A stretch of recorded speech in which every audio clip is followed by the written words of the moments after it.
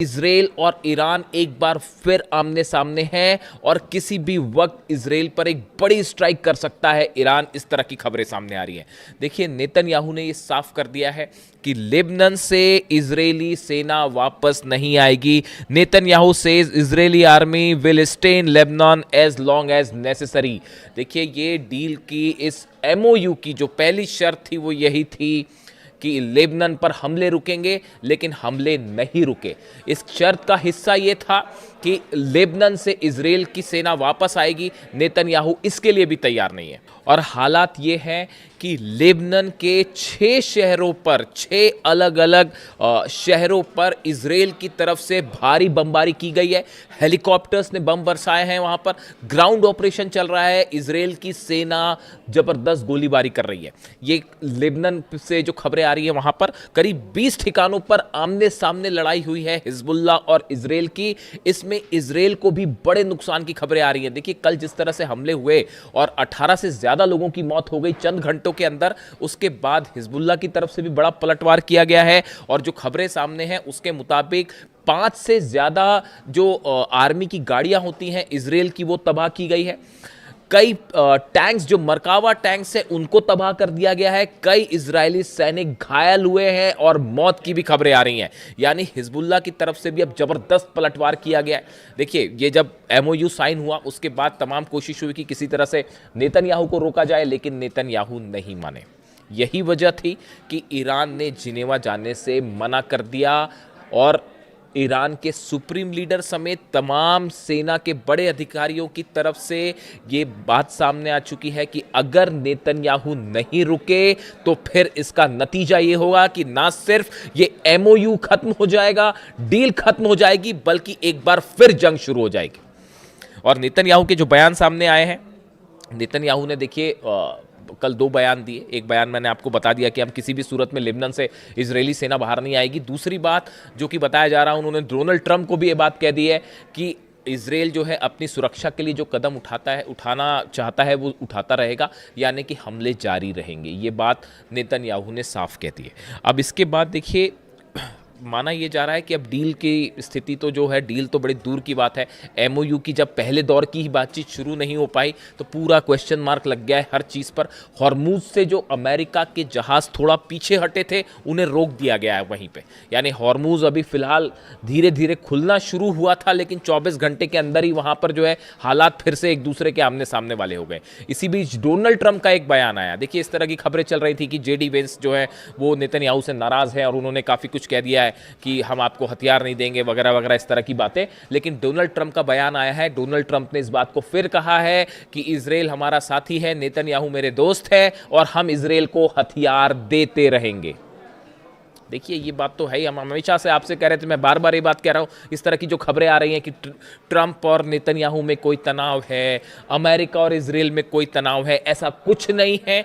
जो कुछ भी हो रहा है, बड़े सारे एक्सपर्ट से मान के चलते हैं कि जो कुछ भी हो रहा है ये एक बड़ी रणनीति का हिस्सा है और एक बार फिर ईरान के साथ धोखा हो सकता है। इस बात के लिए आरजीसी तैयार है। देखिए, कल बीती रात मुहर्रम का वक्त चल रहा है।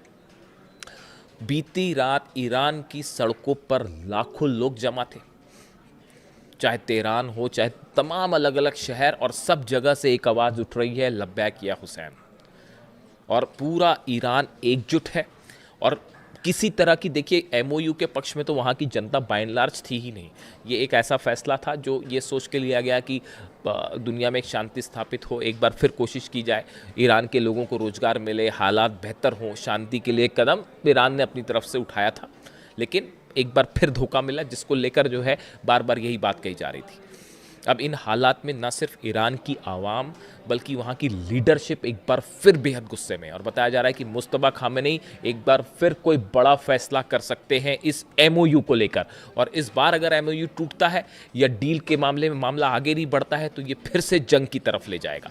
लेकिन इस बीच देखिए, मैं आज छोटा सा जिक्र करना चाह रहा हूँ एक ऐसे मुद्दे का जो बेहद गंभीर है और बताया जा रहा है कि एक बड़ा कोवर्ट ऑपरेशन शुरू कर दिया है बेंजामिन नेतन्याहू ने, मोसाद ने, इजराइल ने।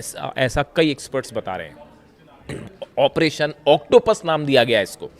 देखिए, ये दूसरे दिन 2 दिन पहले एक खबर आई, एक हमला होता है ईरान में। देखिए, ईरान के एक top nuclear scientist doctor Mehrdad की गोलियों से हत्या कर दी गई, उन्हें गोलियां मार दी गई और उनकी मौत हो जाती है। ये ठीक 2 दिन पहले की घटना है। मैं इस पे नज़र बनाए रखा था कि इससे क्या जुड़े अपडेट आते हैं, और अब ये बताया जा रहा है कि ये मोसाद से जुड़ा ऑपरेशन हो सकता है। देखिए, ये माना जा रहा है कि ये एमओयू साइन होने के बाद एक बड़ा प्लान तैयार किया गया है, जिसमें ईरान के कई टॉप लीडर्स को, कई टॉप साइंटिस्ट को, और इसके साथ ही आईआरजीसी के बड़े अधिकारी, वो सब के सब मोसाद के निशाने पे हैं और किसी पर कभी भी हमला हो सकता है, ताकि ये डील, ये एमओयू मामला आगे ना बढ़ पाए।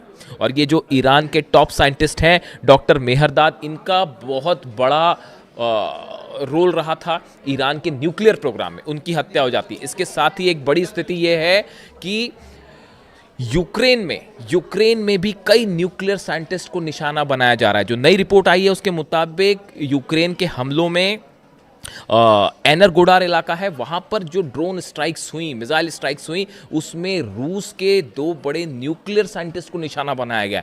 ये बड़ी हैरान करने वाली बात है कि जिस तरह से यूक्रेन भी हमले कर रहा है और रूस के साइंटिस्ट को निशाना बनाया जा रहा है, उसी तर्ज पर ईरान को भी न्यूक्लियर साइंटिस्ट को जो है वो निशाने पर लिया जा रहा है। ये क्या कोई बड़ा कोवर्ट ऑपरेशन शुरू हो चुका है? देखिए, रूस के ठिकानों पर हमले किए यूक्रेन ने, फिर एनर्जी ठिकानों पर हमले हुए, फिर परमाणु प्लांट्स पर हमले हुए, और उसके बाद अब साइंटिस्ट पर हमले हो रहे हैं। आप ध्यान से देखें, ईरान में भी बिल्कुल ऐसे ही हुआ। पहले ईरान के अलग अलग ठिकानों पर हमले होते हैं, एनर्जी सेंटर्स पे हमले हुए, उसके बाद ईरान के परमाणु प्लांट्स जो हैं, न्यूक्लियर प्लांट्स हैं, उस पर हमले हुए, और अब साइंटिस्ट पर भी हमले हुए। ये एक जैसी सिमिलैरिटी ये बता रही है कि एक बड़ा ऑपरेशन है जो शायद सीआईए और मोसाद के कोऑर्डिनेशन से चल रहा है, ऐसा कई एक्सपर्ट बताते हैं, ऐसे ईरान के आरोप है। सबसे अहम खबर यह भी है, ईरान ने एक बार फिर हॉर्मूज बंद कर दिया है। देखिए, बिल्कुल ठीक सुना आपने, ईरान ने एक बार फिर हॉर्मूज बंद कर दिया है, और हॉर्मूज में जबरदस्त तनाव देखने को मिल रहा है। जिस तरह से इजराइल ने हमले किए लेबनान पे, बताया जा रहा है कि पिछले 24 घंटे के अंदर 50 से ज्यादा लोगों की मौत हो गई है पूरे लेबनान में, खास तौर पर दक्षिणी लेबनान में जो हमले हो रहे हैं, ग्राउंड ऑपरेशन हो रहा है। इस बात से नाराज ईरान ने पहले तो जिनीवा में बातचीत के लिए जाने से मना कर दिया, लेकिन उसके बाद एक ऐसा कदम उठाया ईरान ने जिससे डोनाल्ड ट्रंप और अमेरिका भी हैरान है। ईरान ने एक बार फिर हॉर्मूज को ब्लॉकेड करना शुरू कर दिया है, बंद कर दिया है हॉर्मूज को। देखिए, हॉर्मूज से कल ही अमेरिका के जो जहाज थे वो पीछे हटने शुरू हुए थे, और बताया जा रहा है कि ईरान के कई ऑयल टैंकर्स कल हॉर्मूज को पार करके अपनी मंजिल की तरफ आगे पहुंचे। लेकिन जिस तरह से लेबनान पर हमले हुए, उस बात को लेकर ईरान खासा नाराज है, ईरान के जनरल नाराज हैं, और उन्होंने हॉर्मूज में एक बार फिर अपनी ब्लॉकेट कर दिया, उसे बंद कर दिया, और वहां पर जो है अपनी छोटी बोट्स जो है उसकी तैनाती बढ़ा दी है, अपने जंगी जहाजों की तैनाती बढ़ा दी है। यानी हॉर्मूज अभी खुले चंद घंटे ही बीते थे कि एक बार फिर हॉर्मूज बंद हो गया है, और आमने सामने स्थिति देखी जा रही है अमेरिका और ईरान की हॉर्मूज में। डोनाल्ड ट्रंप की तरफ से कहा गया है कि नेतन्याहू को लेबनान पर हमले रोकने चाहिए, लेकिन ईरान का कहना है कि सिर्फ ऐसे बयानों से काम नहीं चलेगा, और पूरी तरह से लेबनान में युद्ध रोकना अमेरिका की जिम्मेदारी है, हमले रोकना अमेरिका की जिम्मेदारी है। अगर अमेरिका ने हमले नहीं रुकवाए लेबनान पे, तो बातचीत आगे नहीं चलेगी और ना ही हॉर्मूज खुलेगा। इस मुद्दे को लेकर, हॉर्मूज को लेकर अब एक बार फिर तनाव बढ़ता दिखाई दे रहा है, और बताया जा रहा है कि अगले 24 घंटे में ये तय हो पाएगा कि इजराइल और लेबनान, खास तौर पर हिजबुल्लाह के बीच जो हमले हैं, क्या वो जारी रहते हैं या वो किसी सीज फायर की तरफ आगे बढ़ते हैं। देखिए, नेतन्याहू पहले ही साफ कर चुके हैं कि हिजबुल्लाह पर हमला नहीं रोका जाएगा, इजराइल की सुरक्षा सुनिश्चित की जाएगी।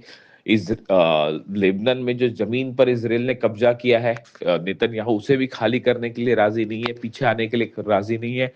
ऐसे में ईरान और अमेरिका की बातचीत कितने दिन चल पाएगी, इसको लेकर अब बड़ा सवाल खड़ा हो गया है।